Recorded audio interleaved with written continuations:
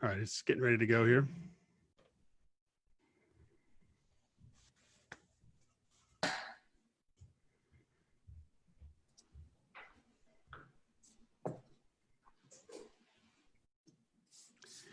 Well, hello, everybody. Welcome to the Inbound Organization live discussion with Akins Parker, talking about inbound organization for professional services firms. I'm Todd Hockenberry, the owner of Top Line Results and co-author of the book Inbound Organization, and with my co-author, Dan Tyre. I'm the big energy and comic relief. Nice. Well, welcome everybody to the show or to the event today. We've got our special guests, Doug Waring and Jeff Parker from Akins Parker, and I'll let them introduce themselves and tell us about their business. Sure. I'll start. My name's Doug Waring, the managing director of the Florida office of Akins Parker. Jeff, you want to introduce yourself, and we'll jump into the story. Sure. I'm Jeff Parker. I'm principal and founder of Akins Parker, and I work out of our Southern California office. Jeff and I actually met over 20 years ago at an agency that we were both working at. Jeff was an art director. I came in actually to do IT support as a start, and little did they know I had a writing background. Quickly became the copywriter for the agency. We worked together there for about 5 years. Jeff eventually became the creative director there, and we were just kind of, we became fast friends. Literally the first day I showed up at work, we went and got coffee together before I even met anybody, and became creative partners as well for all those years together at that agency. That was in Southern California, and where I had gone out for college. I moved back to Florida where I had grown up, and left Jeff behind, sadly, but we remained friends for all those years. And in the meantime, Jeff went on to bigger and better things. I wouldn't say that. My background is in the creative side of advertising, really design and advertising. And I guess I describe myself as a creative entrepreneur. And we founded Akins Parker, Jeff Aikens and myself, in 2004. And it was really this idea to combine a design firm with an ad agency. So the creative tools of a design firm with the strategic approach of an ad agency. And I think our timing was great. And almost from day one, we started doing work with great inspired clients. And here we are, and excited about what Doug is doing in Florida. And Jeff Aikens is in our Great Lakes office, and we're having a great time. Yeah. Awesome. Yeah. When I had moved back to Florida, I started working in the theme park industry on the advertising side. And for about 15 years, worked both in advertising and PR, doing content. And about 2 years ago or so, Jeff and I had always stayed in touch, and we sort of reconnected. And Jeff had this vision for how to continue to grow the agency. And I was, as he knew, I was sort of looking for what was the next challenge in my career. We hatched this plan, and here we are, back together again. Yes. Excellent. Well, we're both really thrilled that you're with us today, and we're excited to be able to go through the inbound organization assessment with you. Just to let everybody know what we did is on our website, inboundorganization.com, you can find an assessment. It's 33 questions, I believe, that walk through the key areas of inbound organization, and you can rank yourself so you can see where you fall and see where there might be opportunities for improvement or areas identified of strengths. But the idea behind the assessment was to give you a sense of kind of where you stood against the principles in the book. So both Jeff and Doug took the assessment, and they have not seen each other's answers. So we're going to go through their each of the areas of the assessment. And it's fun because it's always interesting to see areas of agreement and areas of disagreement. So we're going to start with leadership. And this was an area where you both not only ranked your company high in, but you also had a high level of agreement. So this was your highest percentage score against the average, and you had a very high level of agreement. So what my question is for you about this is, how are you making changes from a leadership perspective to make sure you deliver what your modern buyers need, what your current customers need? And Doug, you mentioned the theme park industry and hospitality, which is going under some tremendous changes. Mm-hmm. From a leadership perspective, what are you doing right now to make sure you're delivering what they're looking for? Yeah, I think we Jeff and I, when we opened the Florida office, we had a lot of really just candid conversations. I think has got to be a key part of what we've tried to accomplish as we've been growing the agency over the last few years. And thankfully, he and I have, we have a long relationship as friends, so we have the ability to just be as blunt and candid with each other as we feel like we need to be. But I think that's such a crucial part of any leadership team, is to be able to give that honest feedback when you think things are working or aren't working, so that you can really strategize together. I'm glad to hear that we were in a lot of agreement, but I'm not really surprised, because we talk about it a lot. We talk about how we want to grow the team internally, and we talk a lot about how we want to approach the customer, and how we want to handle and just make sure we're taking care of the customer. Jeff's been doing this a lot longer than I have, and in the agency side, so there's rarely a few weeks that go by where and he and I talk almost daily, which I think is also important. But there's rarely a few weeks go by where I go, so this kind of came up with a client, and I'm curious about how you would handle it. And we usually have a really good conversation about strategically, how do we make sure we're delivering for the client is always at the heart of it. How are we delivering on service for them, as well as whatever product we're ultimately delivering them.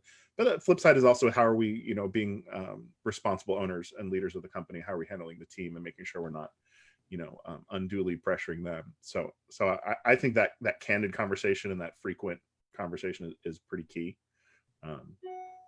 Yeah, I would agree with all those things as well. I think we've always had, even when we were two people sitting in a room, we've always had a creative culture where ideas were always on a level playing field. So even as the creative team grew, those ideas could come from anywhere, and there was no hierarchy in that. So I think that led to listening to a lot of voices, and really with Doug's addition, frankly, a few years ago now, I think we've expanded that into bringing voices into the running of the business, and kind of a more directed way of thinking about Akins Parker's strategy and how we go to market and how we approach clients. So it's easy to be client-centric, right? And when you're meeting directly with the clients, and it's this one-on-one relationship, and that sort of feels like leadership. But once you start to expand,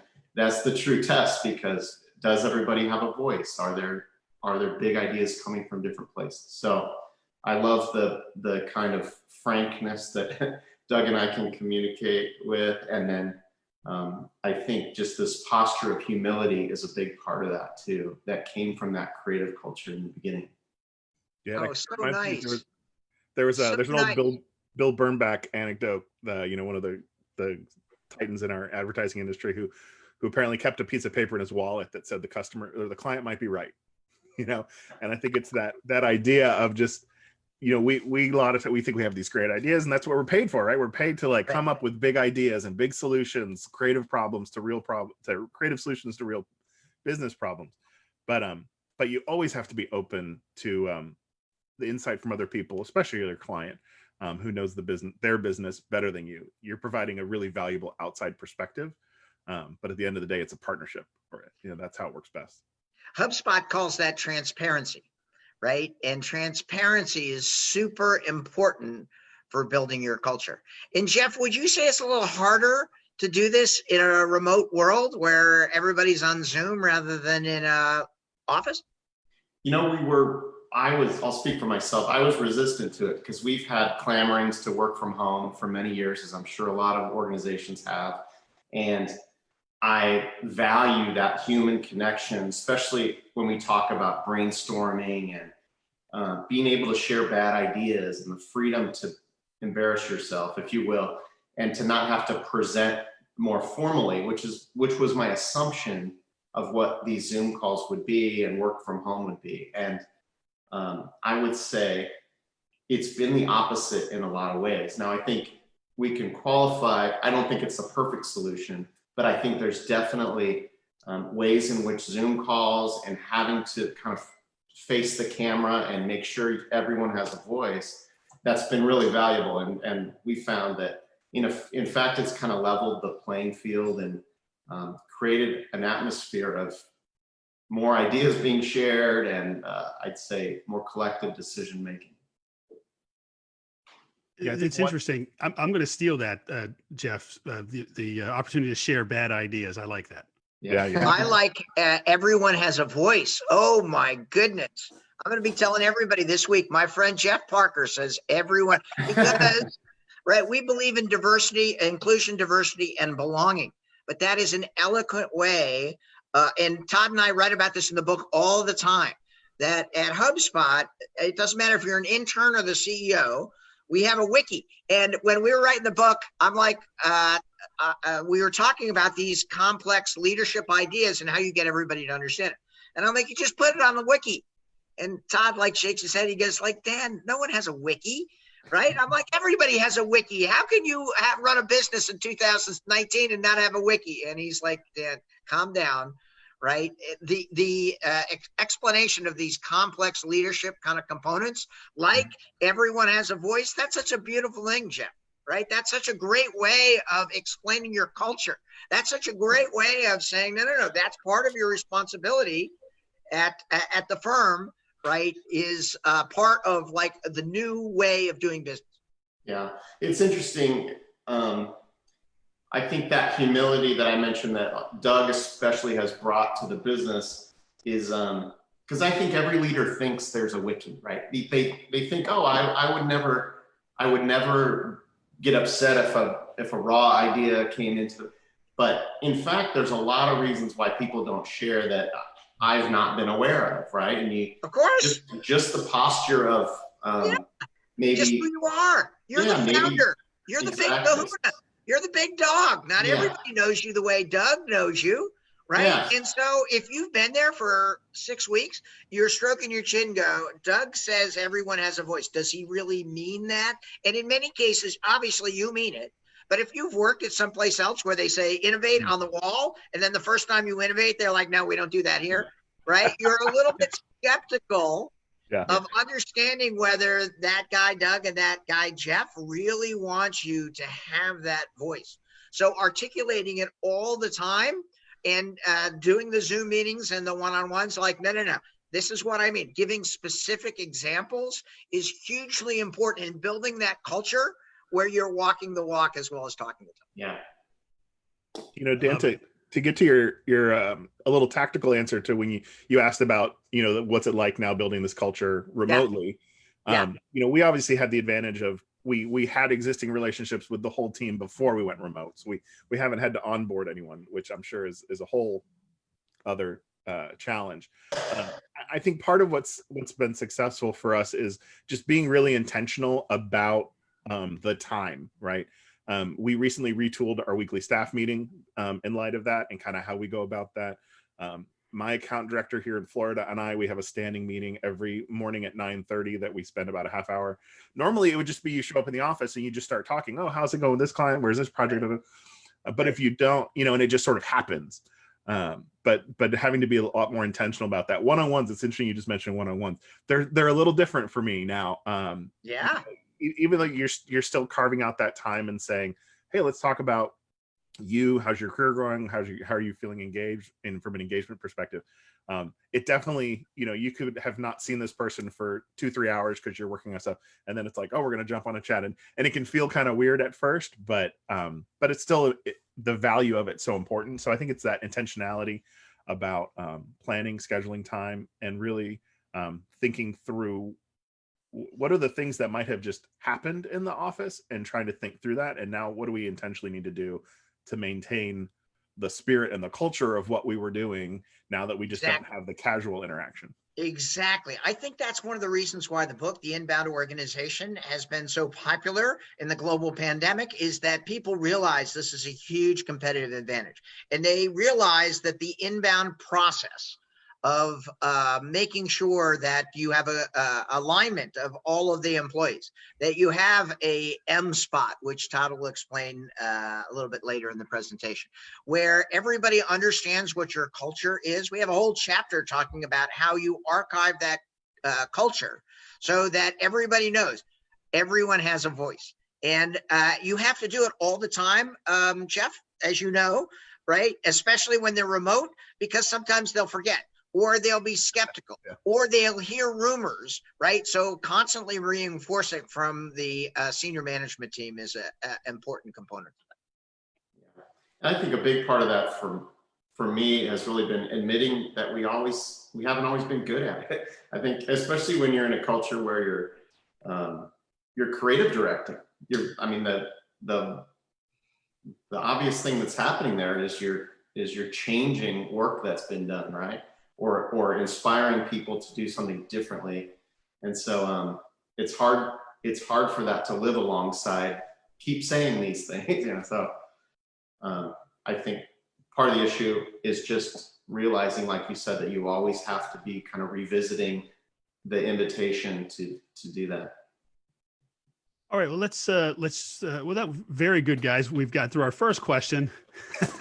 Only took us 15 minutes. Is that familiar, Todd? That's Todd pretty and I used familiar, to have 45 questions, and then we get through 2.5.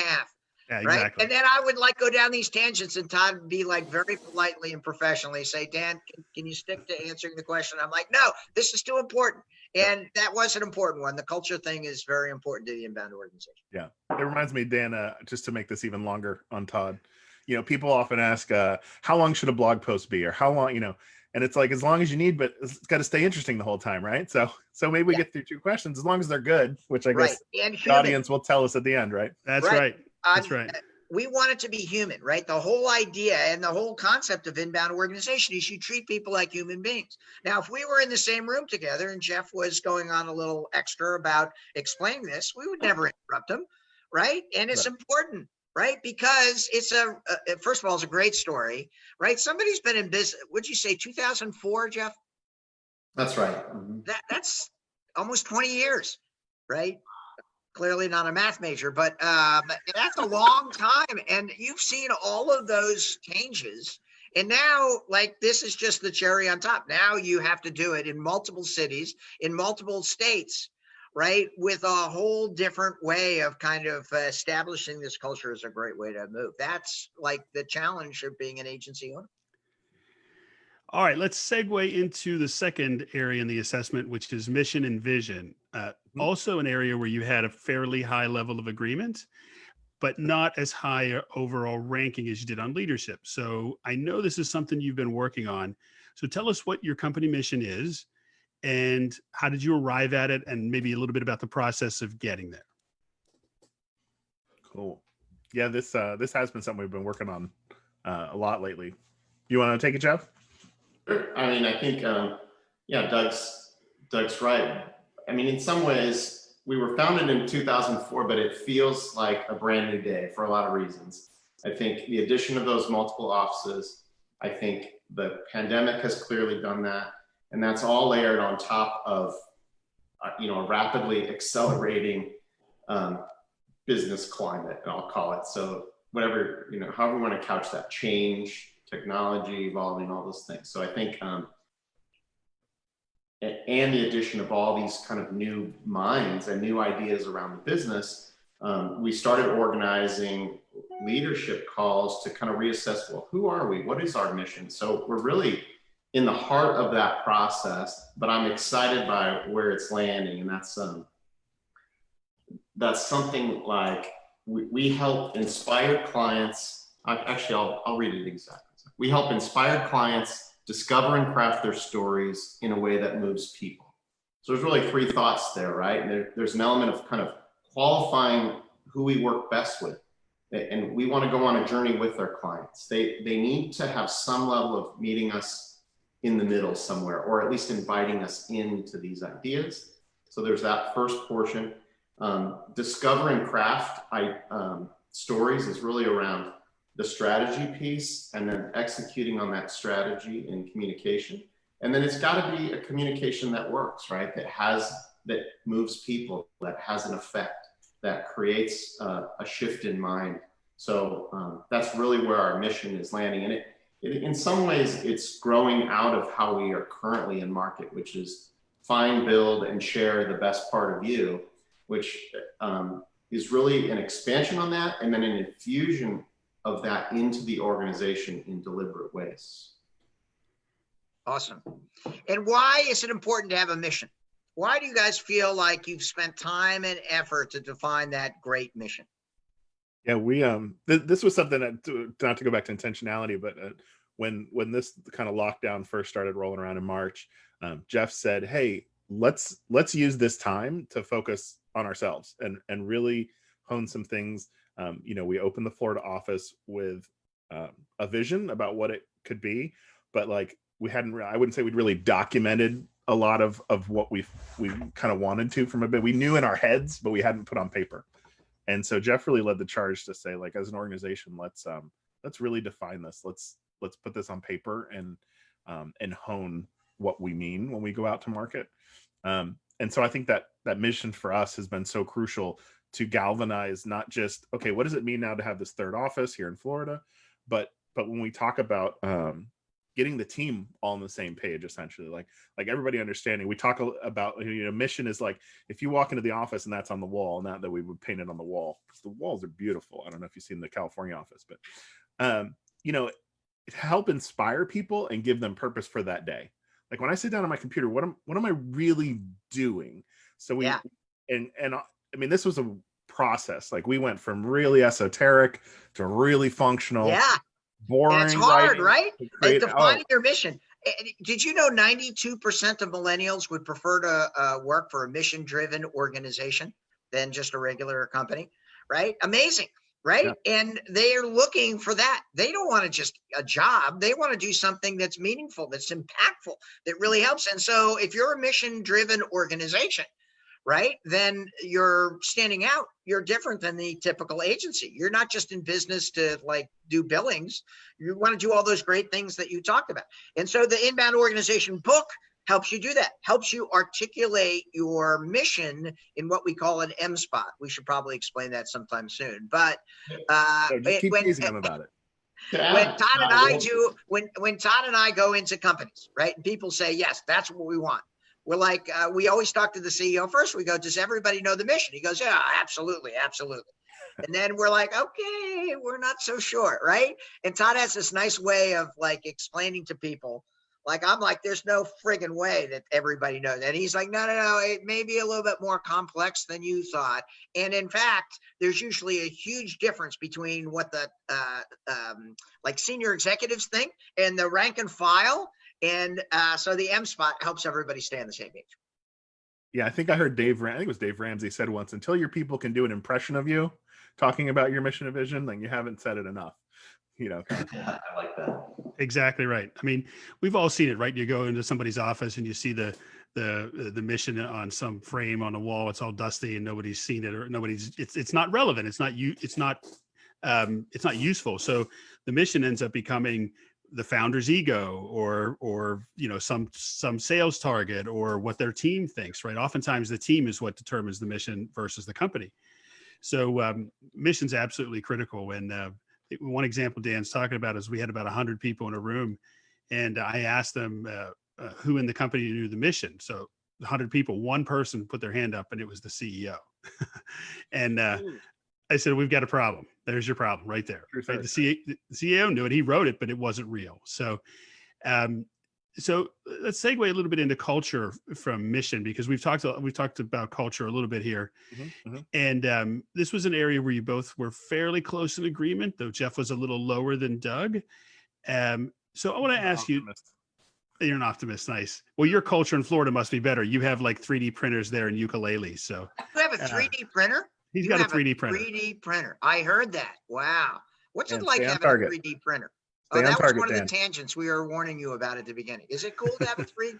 So like people come over and say, Doug, can I borrow your 3D printer? No, people don't. I would. If I lived in Florida, I would do that. I would like run over, I'd find out where you live, and I'd socially distance. I would mask up, but I would want to print something on your 3D printer just to tell people I did it. I'll happily print something for you, Dan. You let me know. We're offline about that. All right. You get an HubSpot t-shirt? Can you print a t-shirt on a 3D printer? I don't think so. I want a Dan Tire bobblehead is what I want. Oh my gosh. Oh, do we sell those on inboundorganization.com? We should. That There you is a go. Doug, we got a great side idea. hustle here. We're going to sell Great. the entire bobbleheads. I love I'll it. send you my proposal. awesome idea, Todd. I fully endorse that with an inbound organization t-shirt. Then we can have a different brand extension with a HubSpot t-shirt, and then one Mhm. just with a black t-shirt, which is what I wear on the weekends. Yep, you'll find our fees are reasonable. There you go. All right. So let's talk about culture a little bit. Do you think your culture is something you use to, it can be useful to you as you look to add people and attract the best employees? I know this was something that had come up in some other conversations we had. I mean, do you look at your culture as a selling point for people that you want to attract, or even clients? Is it something becomes part of your sales process?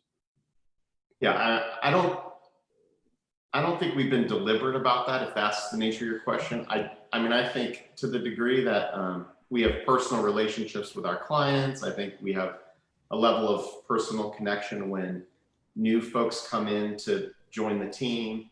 I think a creative company inherently, most creative companies inherently have kind of an aspect of fun that's connected with what we do day to day. So I think those kind of things were built in. But then beyond that, I do think we make an effort to live out our values. I think that's embodied in the people we have. I think we've done some specific things around half-day Fridays and great benefit, and people feeling like they sort of are heard and known by the company. So I think those are maybe the two ends of the spectrum we had in terms of real tactical, deliberate things and just kind of this built-in personality of a group of people. So I think, I think it's vital to why people join.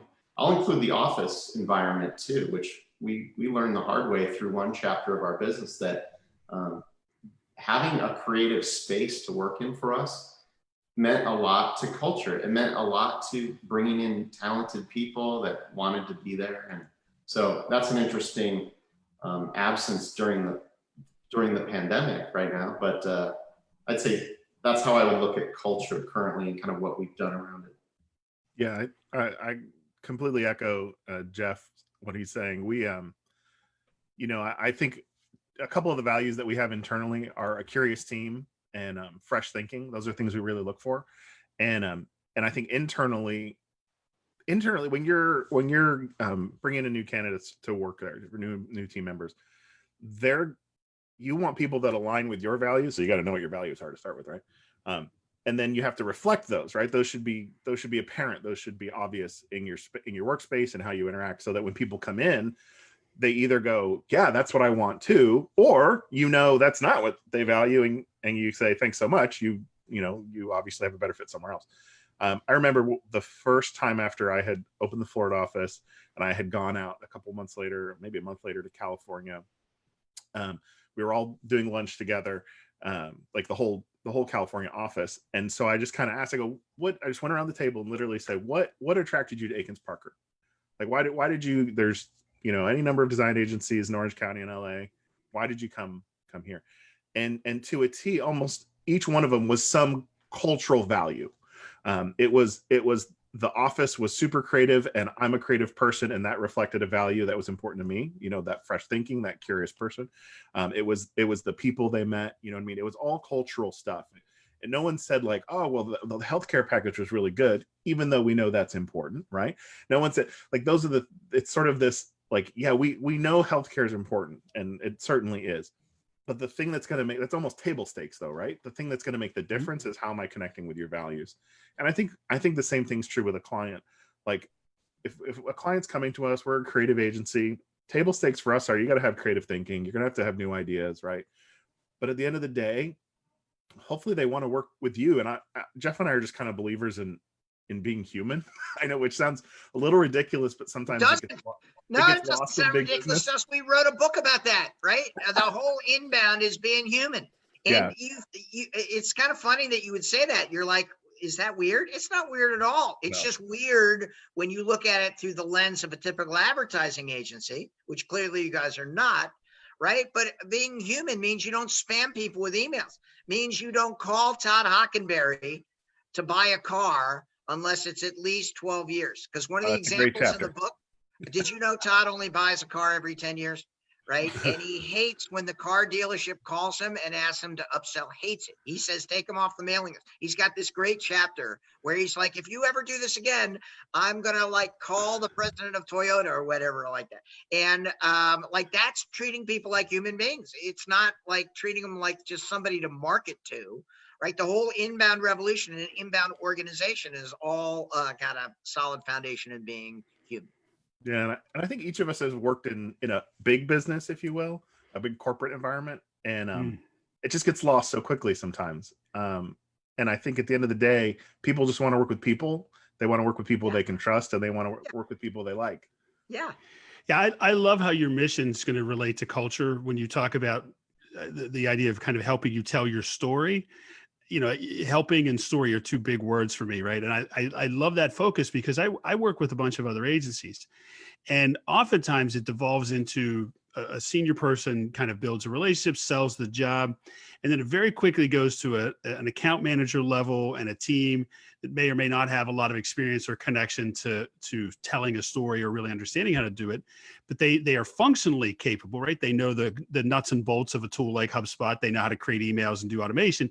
But it becomes this very much like checklist relationship, right? Mm-hmm. I've got this many hours or this many points.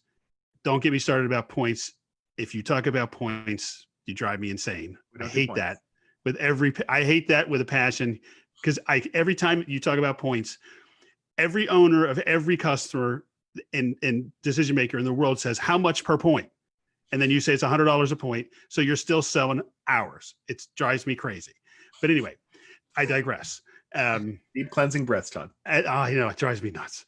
That's but Todd Hockenberry tangent. That was only 20 seconds, right? Mine go on for 4 minutes, right? But you get in this place where it's like, I'm just okay, we're gonna run this campaign, checklist campaign, did the email, did the blog post, did the create whatever, right? And it becomes about the steps, the tactics, and not the story, right? Because you can do the tactics and miss the story, right? Mm-hmm. And I love the way you're talking about that with mission, because it feels like you should be able to pull all the time, come back up to the, hey, are we really helping them tell their? Oh, we lost Todd. Right. Oh, yes, we're going to have goals and metrics and analytics, and we want success. Oh, I'm back. You're back. Yeah, we lost you for 2 seconds. You were like a little blip, but now you're like rocking it out. I think that's a Matrix thing. I think I ate the red pill. No, get Jack off the internet. He's streaming some Star Wars movie, and that's what happened.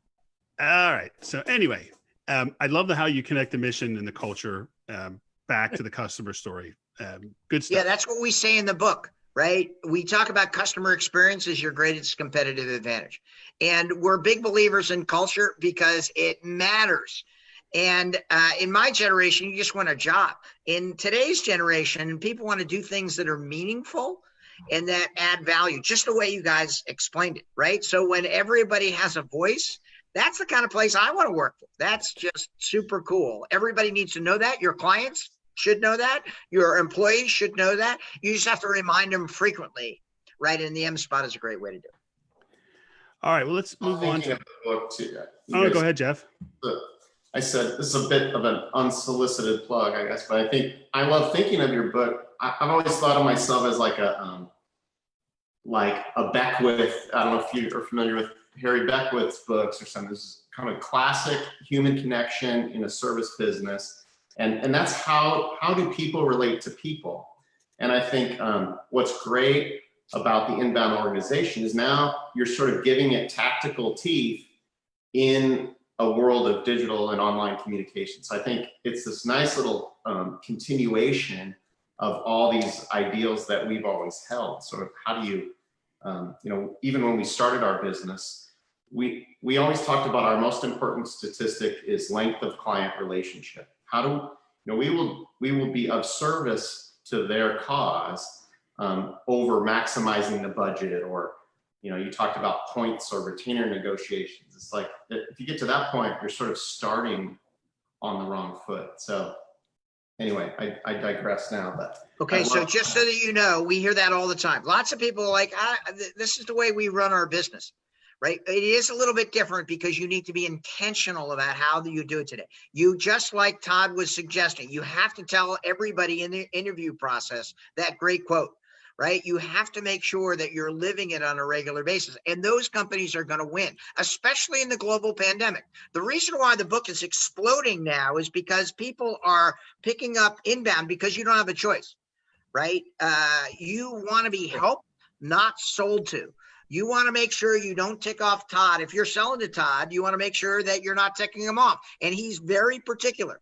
He doesn't like you to call every 2 years and try to sell him a new car. He wants to hold his car for 10 years. You got to put that in his customer record. And you have to call Mr. Hockenberry and say, okay, it's 9 years. It looks like you're coming up on the way you buy your cars. That's the segment of one that is hard to do. You have to have a good technology foundation to do that. And then what you guys are proving is that you have to have a big heart and understand how to treat people like human beings to implement the recommendations we give in the inbound organization. I appreciate that aside, Jeff, and thank you for those nice comments. I always knew Doug would only hang out with smart people. So, all right, well, let's move on a little bit in the assessment. Let's talk about strategy. This was also an area where you were in very close alignment, though you were average in terms of your score. So let's talk about go-to-market strategy.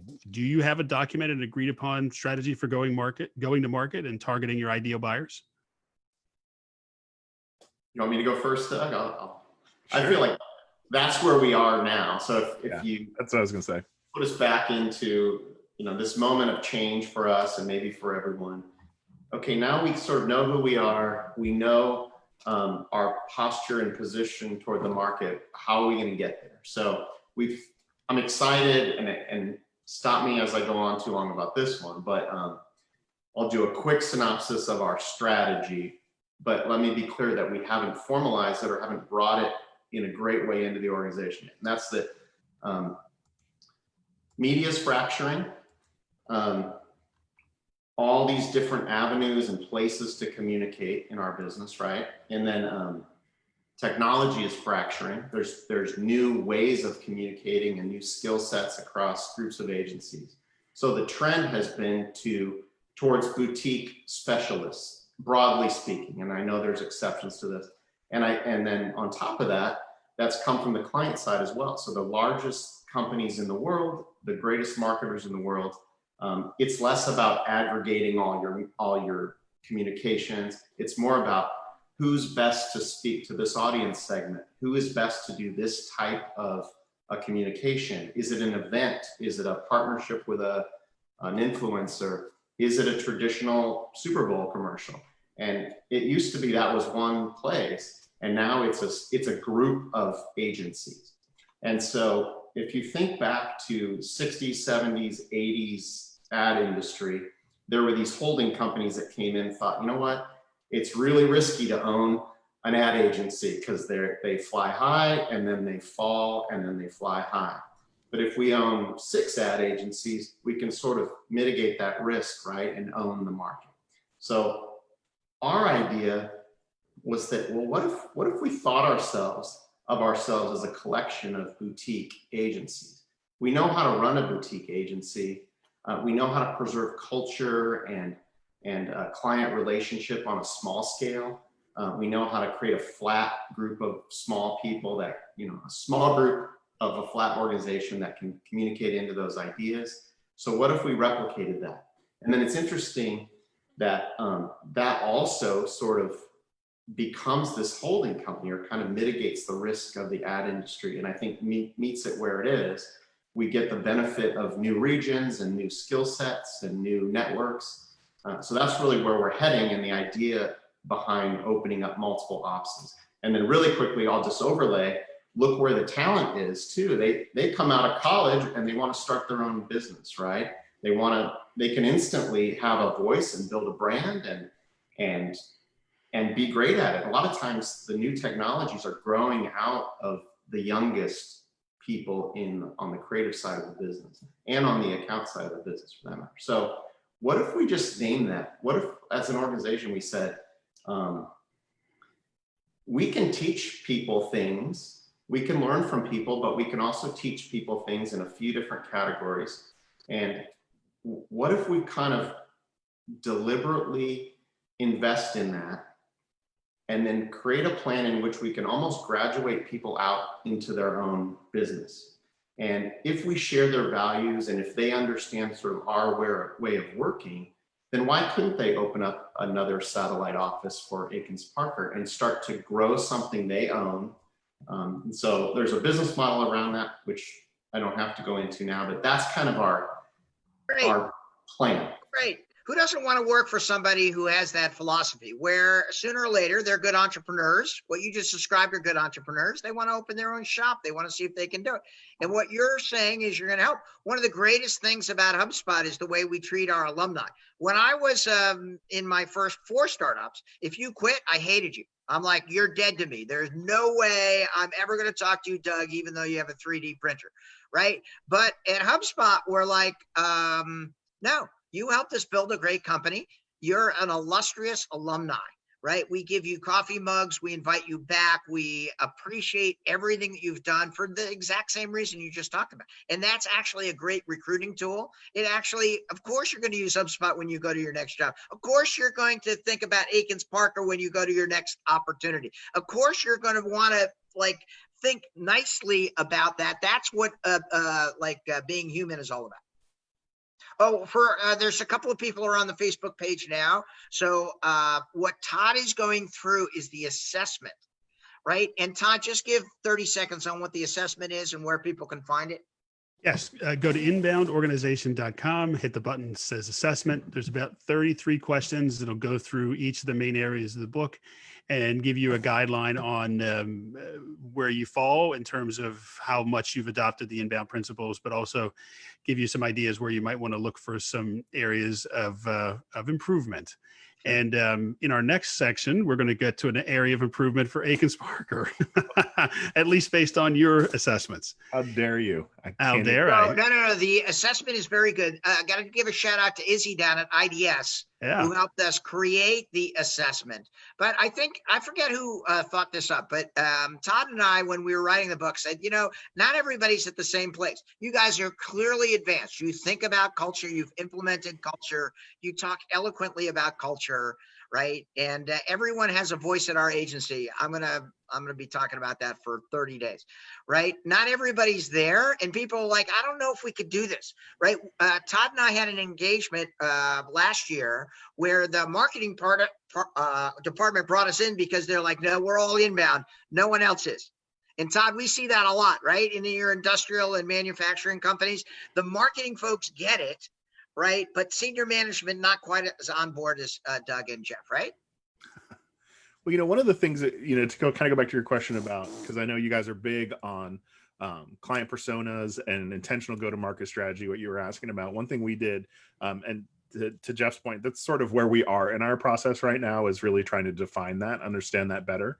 But one thing we did, and I think this ties back to values, is we did a Todd on how much you love a 4-boxer. We did the 4-boxer. We just did a 2-axis grid, and hold on. What is a 4-boxer? Todd, go ahead. You get 2 options, like high, low, fast, slow, and then you fill in your options. Matrix. Is that a 4-boxer? The Norrington decision matrix. Now you're getting deep into the nuts and bolts of inbound organization. Yes, that's a 4-boxer. It's just an XY. It's an XY axis. The record show I got that answer right. So we looked at all our clients on like a financial level, because obviously that's important for the business. We have to, if we're not making money, we're just a hobby, right? And we looked at it, the opposite axis of joy, and which clients brought us the most joy internally, the work, that we were able to do for them. And I know, of course, any of our clients that are watching or want to know where we end up. No, you're not doing no. But it was really as a tool for us to start having internal discussions about to that same point of who are our best fit, where are we delivering the most value, where are we bringing the most value to people, and where are the clients that are the best fit for us. And that was just an opportunity for us to really start to talk in very specific detail around these 2 qualities about each client and how we thought we were doing, and honestly, coming out of that was the conversation of what do we need to do better for some of these clients, and how does that, and then as we started to tailor our marketing messaging, where are we connecting best, and using that to sort of a mirror on what had worked for us. All right, I'm going to cry. I've never heard of a four boxer, but I've never heard of a four boxer where joy is one of the Joy. axes, right? And that is insane, right? That is what we all strive for as human beings. What brings joy to my life? You sound like my wife, who's a yoga instructor, and that's a really important component of life, right? Yeah. And the way I manifest it, not as beautifully as that, I tell everybody the riches are in the niches. Have you ever heard of that, Jeff? The riches are in the niches. No, I have not. I mean, I like the idea that you outlined there. Like a million people said it before me. I read it on the internet. But in 2020, right, the key to servicing your customers is if you have a niche. If you work with I don't know, industrial companies, like Todd is really, really good in industrial and manufacturing companies. He's got a podcast that's rated in the top 10 podcasts for industrial and manufacturing companies. And he's got 3 patents. Did you know that, Doug? Todd Hockenberry has 3 patents. I know, for lasers. He's like a scientist. He looks like a NASCAR fan, but he's like a scientist, right? 3 patents. I can't even hang out in the same Zoom with him. Anyway, when he niches, when you walk into a room, you know that Todd specializes in manufacturing and industrial, because he knows the vocabulary, he knows the seasonality. In the book, he has like tons of examples of how he's helped companies like that. Right. And so he could we have helped journalism companies, biotech companies. We've helped nonprofits. We've helped all these different kinds. So we do have but where the most value is in that niche. And it's very, very hard for agency owners to say. I always tell them you don't have to niche, and all of your business isn't going to come from that niche, but find that niche, the way you described it, that brings you the most joy, where you do the best work, where everybody instantly understands your value, and it's easier to get a higher market share because you're familiar with the rhythms of that industry in a way in which you can bring more value more quickly. Yeah. All right, I got to put the Joy 4-boxer in the next revision of the book. I got that made it out. That's amazing. How can you're holding back on me, Hockenberry? Don't hold back on me. That's the first I've heard the Joy Matrix. I never. That's new. It sounds like a 90s new wave band. I don't know. Okay. Joy Matrix. All right, that's 3 takeaways. You guys are just dropping bombs. Okay. By the way, that's what millennials say when you're saying smart things. Number 1, everybody has a voice. Yeah. That Jeff said that. Number 2. The joy axis on the 4-boxer matrix. That is amazing. Talking about joy from a business perspective, that is the first time I've ever heard it in my 42-year career. Right? Give us one other super impactful kind of thing. It's a high bar, but can you give us one more thing that you would say? How should I? Yeah, I know. Putting us on the spot there, aren't you? Big time. I know. I'll give you one thing we did. We just, like I said, I mentioned we retooled our weekly staff meeting. Yep. And a lot of the usual stuff you think, updates in the beginning and shout outs, and we kind of use a modified version from Pat Lencioni's Death by Meetings of kind of his weekly structure. But what we added, originally we had this as a leadership team, we were sort of kind of workshopping what this meeting structure would be like. Early on, we had this idea of, your wife will like this, Dan. We eventually called it Moment of Zen, just to steal it straight from The Daily Show. And it was the idea that every week someone would bring in something that inspired them, right? And it could be something that personally happened in their life, an ad that they saw, obviously something relevant to the industry would be great, but even if it was just, whatever, something they could share. We wanted to be able to have some kind of personal inspiring element as part of the meeting. And quite frankly, we wanted people to be able to, express who they were and felt like who they were. Obviously inclusivity is a really important thing. It's on everyone's minds right now. We wanted people to feel like they were being represented and they had the ability to share from their own heart. So that was early on in the meeting. And the more we talked about it, we ended up moving it to the last thing. So the very last thing in our weekly staff meeting is this Moment of Zen. And the reason we did that is because we felt like right before that was sort of assignments. Like, okay, we've worked through everyone's priorities. Here's the roadblocks we figured out. Okay, here, you're going to do this. We got this. And it felt like we were kind of ending on all right, go out and seize the day, which is great. And maybe if that's the culture of your company, that's how you want to do it. But we moved that to the very end so that we always end on this sort of inspiring moment and this inspiring beat. we had a meeting recently where the person who had been assigned to it had forgotten about it, and it was a great moment of laughter as we all mocked them, and we ended up having a great conversation anyway. But I think that's kind of what pops to my mind, Jeff, as Okay, far as that's something awesome. that we do. Moment of Zen. I've never heard of that in a business context either. I'm a big John Daly fan, and I didn't realize that was even on the show. That's tremendous. Good. All All right, right. we've got a question from my friend Omi Diaz Cooper, and the question is, what are the other 2 boxes in the joy matrix? Ooh, Omi, Oh, my friend. Oh, first of all, Omi's a agency owner in Florida as well, right? Oh, hey, Omi. She's got a huge heart. You guys should like Okay. connect, Maybe right? she'll also want to 3D This print. woman is amazing. First of all, she focused mainly on travel and leisure.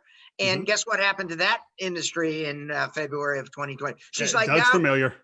I know. She's like, yeah, Doug, especially. Now she's like, okay, we're going to pivot, right? And in like no time, she pivoted over to e-commerce and a couple of other vertical, and it was amazing to watch. She's like, she gets all this like motivation. She doesn't squinch up her face the way I'm doing now, but she's like, okay, we're just going to go get this bread. And then she did it, right? And 60 days later, in a completely new market, this mighty woman went ahead and like saved her agency, which I'm always been a huge Omi fan. Awesome. Hey, Yeah. so back to the question, what were Sure. the other 2 boxes? So it was an XY axis. One was profit and the other was joy. Profit and joy. Got it. Profit and joy. So really trying to understand, and I say profit, we kind of use that casually, but it was understanding the financial impact on the company, because obviously we do pro bono work that's no profit but a lot of joy. And your highest retainer, your highest project dollar number is not always your highest profit either, right? So you've got to know the difference. Okay, good. Yeah, revenue and profit. Jeff, you fired somebody before. You fired a client before, haven't you? We have. Yeah, I mean, yeah, I think it's not always been. I don't think that we've narrowed our focus enough over the years, but we have had those experiences for sure. This is different, right? 2020 is different, right? The riches are the niches. I didn't say that in 2018 because you could be a generalist, right? In 2020, right? One of the foundations of the inbound revolution, and one of the things we write about in the book, is that you're going to get really good at one particular kind of thing. Because if you call Dan Tyre and say, I'm an inbound guy, that's mildly interesting. If you say, no, I'm inbound organization, I'm an inbound person for public speakers that do 50 or so keynotes a year and want to increase their speaker fee from $10,000 to $12,000. Now you have my rapt attention. Now you're the guy I'm going to hire. Now I'm not going to do a generalist. Right. And it's like the next layer, the next transition of what you were talking about of doing deep, impactful work. All right, guys, we're coming up on our hour here, so I'm going to run through the rest. These guys are amazing. I know. We got to have these guys back. We should will you guys come back and we'll get to the other 45 questions that we didn't have a chance to get to today? A multi-part series now. I know. But first of all, 3 super wisdom kind of things that I didn't see coming. They weren't in the briefing minutes, and that was awesome. And that was from the heart. Number 2, if there's anything we can do for you, Jeff or Doug, we're at your service. Thank you so much for bringing your thoughts, experience, ideas, and being super upfront and talking about these things, because sometimes people like to keep them really private. And I think we're just scratching the surface.